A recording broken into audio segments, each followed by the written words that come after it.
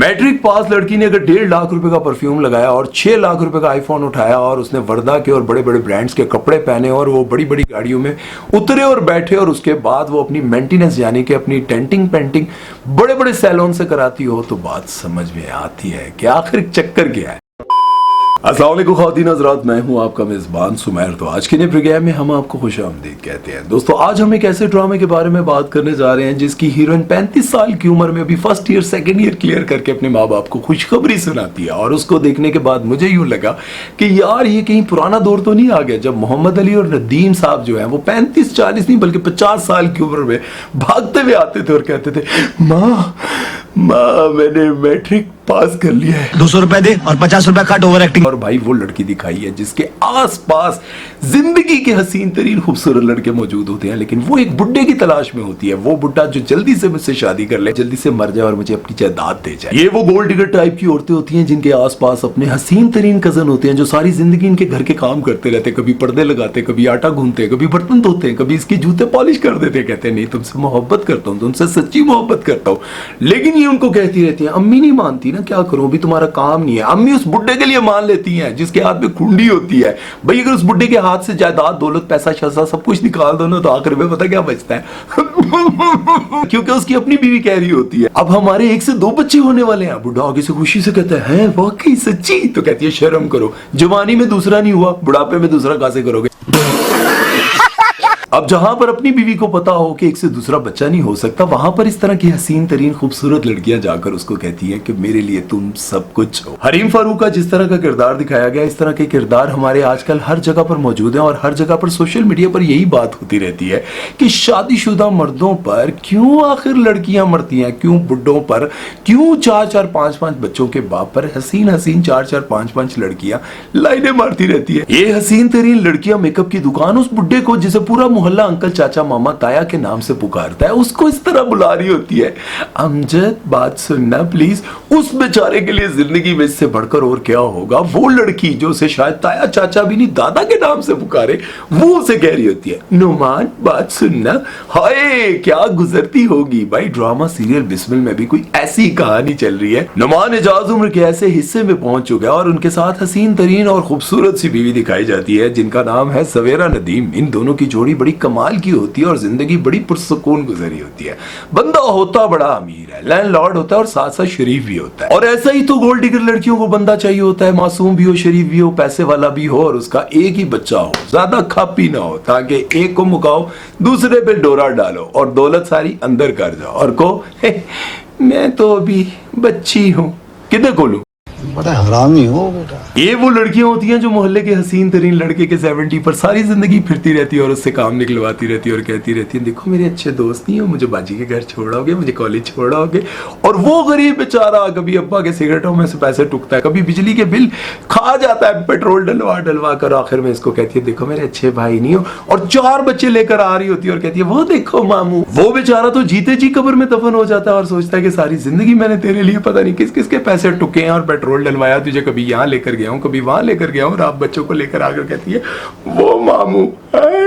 और ये वो लड़कियां होती हैं जो आसपास के मोहल्ले के 4-5 लोगों को फंसाकर सिर्फ इसलिए रखती हैं, उनसे इजी लोड करवाती रहती है और कहती हैं तुम्हें पता है ना मामा की तबीयत कितनी खराब है, बेचारी हॉस्पिटल गई है, कॉल करनी है, जरा बैलेंस तो डलवा दो, सुबह की गई नहीं है हॉस्पिटल। वो बेचारा बैलेंस के लिए इधर उधर चक्के मार रहा होता है और आखिरकार अपना एक जूता बेच देता है 3 डब्बे वाले को। और कई बार ऐसी लड़कियों को इजी लोड करवाने के लिए लड़के घर के बर्तन उठा के ले जाते हैं और अम्मा पकड़ लेती है और कहती है बर्तन कहाँ लेके जा रहे हो अम्मा? वो मेरे एक दोस्त के बेचारे के घर खाने के लिए कुछ नहीं है, उसको देने जा रहा हूँ। और बाहर जाकर वो बर्तन बेचकर इसको इजी लोड करवाते हैं और कहते हैं हाँ डैडी की असल में सैलरी आई थी ना। यकीन जाने ये वो लड़कियां होती हैं जो अपने अब्बा क्या बल्कि दादाजी की उम्र के भी बंदे का नाम ले लेकर ऐसे प्यार से उससे पैसे निकलवा लेती है और वो बेचारा समझता रहता है अभी तो मैं जवान हूँ। ड्रामे की कहानी में ये दिखाया जाता है कि नुमान एजाज अपनी फैमिली के साथ बहुत खुश और खुर्रम अपनी जिंदगी गुजार रहे होते हैं। बीवी जो उनकी बहुत ही उनकी फरमाबरदार होती है, होती बड़ी पर्सनैलिटी वाली, हंसती मुस्कुराती रहती हैं, लेकिन अपने शौहर पर थोड़ा रोब और दबदबा भी रखती है। फिर होता ही है कि उनके बेटे से हो जाता है एक्सीडेंट और एक्सीडेंट में फिर वो लड़की सामने आती है जिसके गरीब माँ बाप कमेटियां डाल कर अच्छे स्कूल और कॉलेज में इसलिए पढ़ाते हैं कि ताकि उनकी बेटी बड़ी होकर गोल्ड डिगर, मेरा मतलब है कि अच्छी इंसान बने। लेकिन होता ही है कि जब वो स्कूल और कॉलेज में जाती है और अपने आसपास देखती है अमीर लड़के अमीर लड़कियां, बहरहाल कॉलेज में ये हमेशा ये बताती रहती है कि मेरा बाप बड़ा अमीर आदमी है, और बड़ी बड़ी लंबी लंबी छोड़ती रहती है और हमेशा अपने आप को अमीर तरीन शो करती रहती है ताकि उसकी जिंदगी में कोई अमीर बंदा फंसे। लेकिन फिर किस्मत खेल खेलती है और नुमान एजाज के इकलौते बेटे, जो कि करोड़ों की जायदाद का इकलौता वारिस होता है, उसकी गड्डी के साथ एक्सीडेंट हो जाता है और आके बचता है वो बंदा जो इस गोल्ड डिगर का बाप होता है। अब इस लड़की को मौका मिल जाता है कि अब हमारा खर्चा कौन चलाएगा। अब नुमान एजाज को बहुत तरस आता है और वो कहता है कि मेरे ऑफिस में आ जाओ, मैं तुम्हें जॉब देता हूँ। लेकिन अब ये क्या करती है कि इस बुढ़े और शरीफ बंदे को अदाएं दिखा दिखा कर पागल करती रहती है। हर वक्त उसको कहती है आप जैसा कौन नहीं, आप जैसा कौन, आप भी मेरे सब कुछ है। भाई ये बंदा दीवाना पागल और शीशे में खुद को देखने लग जाता है और कहता है कि इस उम्र में भी मेरी इतनी पर्सनैलिटी है कि जवान जवान लड़कियां मेरे पे मर रही है।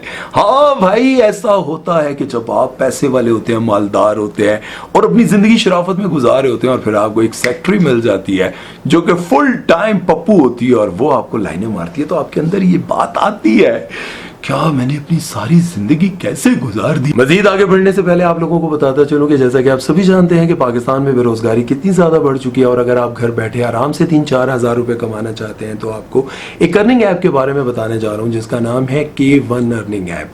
आप आराम से 3 से 4 हज़ार रुपए कमा सकते हैं। करना आपने कुछ नहीं है, जाना है डिस्क्रिप्शन बॉक्स में मेरे और कॉमेंट बॉक्स में, वहां पर आपको एक लिंक मिलेगा।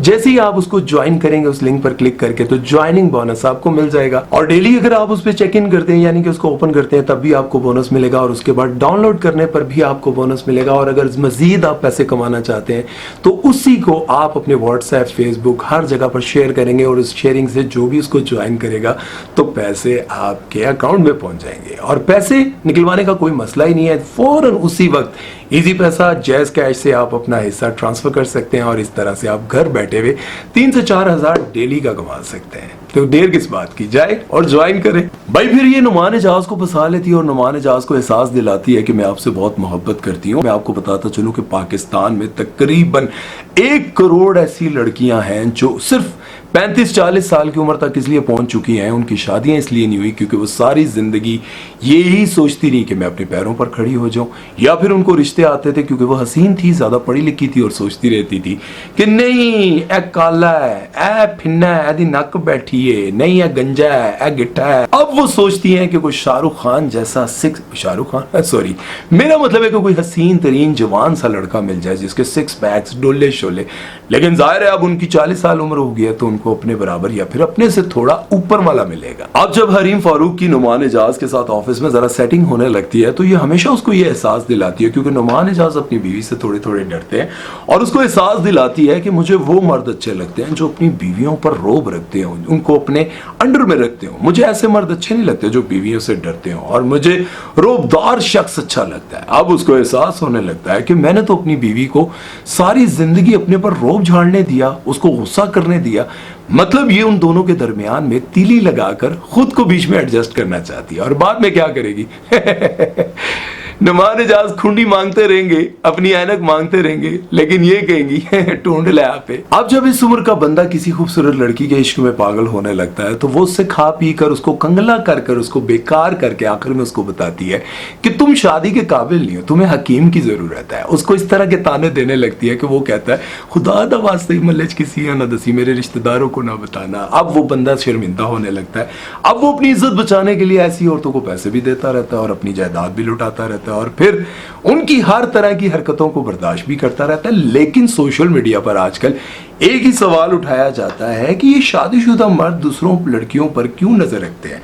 जिस बंदे की शादी होगी या 2-2 बच्चे हैं लेकिन उसके बावजूद उसके साथ कोई ना कोई एडजस्ट हुई होती है, सवाल ये पैदा होता है कि वो लड़कियां आखिर ऐसे ही मर्दों के साथ एडजस्ट क्यों होती है, आखिर क्यों।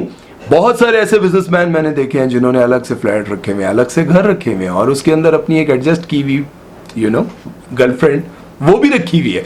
आखिर उस लड़की को पता है कि इसके 2 बच्चे भी हैं, इसकी बीवी भी है, इसका घर भी है। वो क्यों ऐसे लोगों, क्योंकि उनको पैसा चाहिए। मैट्रिक पास लड़की ने अगर 1.5 लाख रुपए का परफ्यूम लगाया और 6 लाख रुपए का आईफोन उठाया और उसने वर्दा के और बड़े बड़े ब्रांड्स के कपड़े पहने और वो बड़ी बड़ी गाड़ियों में उतरे और बैठे और उसके बाद वो अपनी मेंटेनेंस यानी कि अपनी टेंटिंग पेंटिंग बड़े बड़े सैलून से कराती हो तो बात समझ में आती है कि आखिर चक्कर क्या है। ये तो आपको भी समझ में आनी चाहिए कि मैट्रिक पास, यहाँ तो MBA BBA और पता नहीं क्या कुछ करी हुई लड़कियां जो है बेचारी अपनी डिग्रियां उठा उठा कर फिर रही होती हैं, लेकिन गोल्ड डिगर टाइप की लड़कियां, बहुत सारे क्या कहते हैं वो, कौन से डैडी यार, कौन से डैडी होते हैं, स्वीट डैडी कौन से होते हैं, वो पाले होते हैं और वो उनके खर्चे उठा रहे होते हैं और वो समझ रहे होते हैं भाई मैं तो जिम जाता हूँ, मेरी तो पर्सनालिटी देखकर 17 साल की लड़की मेरे पीछे, और तेरे पीछे नहीं, अकाउंट में पड़े हुए पैसे के पीछे। बहरहाल इस ड्रामे की कहानी को देखते हुए मैं बहुत सारी लड़कियों को ये पैगाम देना चाहता हूँ कि बहुत सारी ऐसी लड़कियां हैं जो अपनी जवानी में ये समझती रहती हैं कि जिस तरह से हम ये एक अमीरजादे को फंसा लेते हैं, उसकी बीवी भी बच्चे भी और शादियां भी हुई होती हैं और उसके पास पैसा भी होता है, वो ये समझ रही होती हैं कि हमारी जिंदगी बड़ी आउटस्टैंडिंग गुजरी होती है, लेकिन वो शायद भूल जाती हैं कि जिस तरह का आप पैसा कमा कर अपनी ज़िंदगी गुजारी होती है ये हराम पैसा है। इस तरह की ज़िंदगी का अंजाम बहुत बुरा होता है।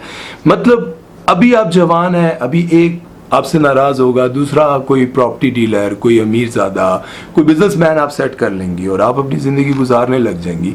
फिर कुछ अर्से के बाद उसके साथ उसका दिल भरेगा, वो आपको अपने ऑफिस से निकाल देगा या आपके साथ ख़त्म कर देगा, आप एक नया शिकार ढूंढेंगी, उसके साथ सेट हो जाएंगी। इसी तरह से ज़िंदगी गुजारते गुजारते 40-45 साल की उम्र हो जाएगी और फिर ये होगा कि आप इन लोगों से 4 पैसे तो लूट चुकी होंगी और अपने बैंक बैलेंस भी बना चुकी होंगी, गाड़ी घर भी बना चुकी होंगी, लेकिन आपकी ज़िंदगी में, आपके अपने ज़मीर में, आपके अंदर आप खुद को इज्जतदार महसूस नहीं करती होंगी। आप कहीं ना कहीं अकेले बैठकर ये सोचती होंगी, अगर आपका ज़मीर जिंदा हुआ और आपके दिल पर मोहर ना लगी हुई। कहते हैं कि जब इंसान गुनाह करता है ना, एक बार गुनाह करता है तो उसके दिल के ऊपर एक काला धब्बा लग जाता है, और अगर वो तौबा नहीं करता ना तो फिर वो धब्बा लगा रहता है, फिर वो दोबारा गुनाह करता है, फिर उसके दिल पर एक और धब्बा लग जाता है। करते करते करते जब वो धब्बे लगते लगते अगर वो अल्लाह के आगे रोकर दुआ नहीं करता तो उसके दिल से वो कालक हटती नहीं है, वो दिल जो है काला होता जाता। जब वो पूरी तरह से काला हो जाता है तो फिर अल्लाह ताला उसके दिल पर मोहर लगा देता है, फिर उसके ऊपर कोई भी बात असर नहीं करती। उसके जहन, दिल, दिमाग में हर जगह पर सिर्फ रुपया, पैसा और इस दुनिया की हवस रहती है। और आखिरकार